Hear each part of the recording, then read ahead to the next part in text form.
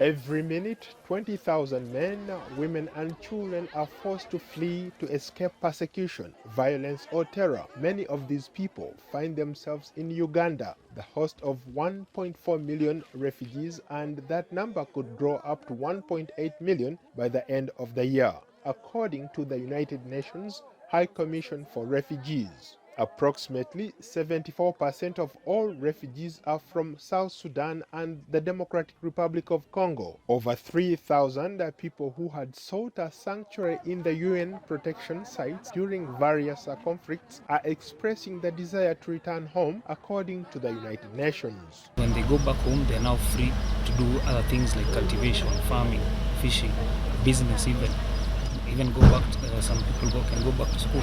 So we are trying to facilitate them to move on with their lives. South Sudan was plunged into civil war in 2013 after President Salva Kiir fired his deputy Riek Machar. The conflict uprooted more than one-third of the country's 12 million people from their homes. For the leader of the South Sudanese National Movement for Change Party, it was an emotional return to his home territory after nearly 5 years in exile. He now has high hopes for peace and for his people, who greeted him with enthusiasm. I'm also very excited to see them after 5 years out of the country. I never left them with hatred. I'm coming back with love and with unity, and let us continue to push the country forward. That is the only message. Never go back to war again. We need peace. If anybody has any intention to go to war, please take care of the vulnerable, the women and children who are suffering. We don't need war again. It's a different story in Ethiopia.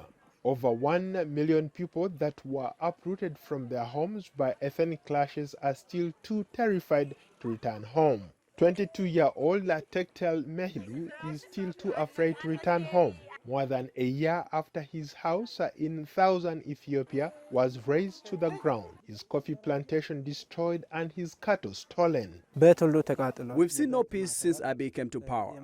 Peace is the most important thing for a human being, not only to farm, but also to cultivate and eat what is farmed. Officials insist that what became the world's largest internal displacement crisis in 2018 is now under control, and that more than 1 million people have returned to their homes. However, there are warning signs that dire humanitarian conditions exist and are only set to get worse.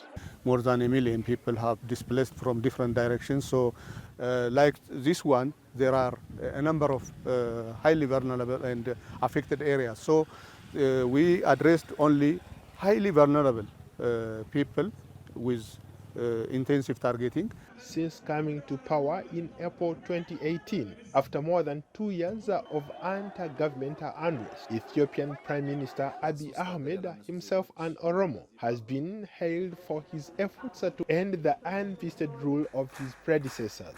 He has embarked on economic reforms, allowed dissenter groups back into the country, and under his leadership, an easing of control has seen Ethiopia jump 40 points in the 2019 Press Freedom Index. But tensions remain between ethnic groups who are divided into 9 autonomous regions. Some have boiled over, usually over land and resources, leading to deadly violence in the country of over 100 million people. Paul Liho, VOA News.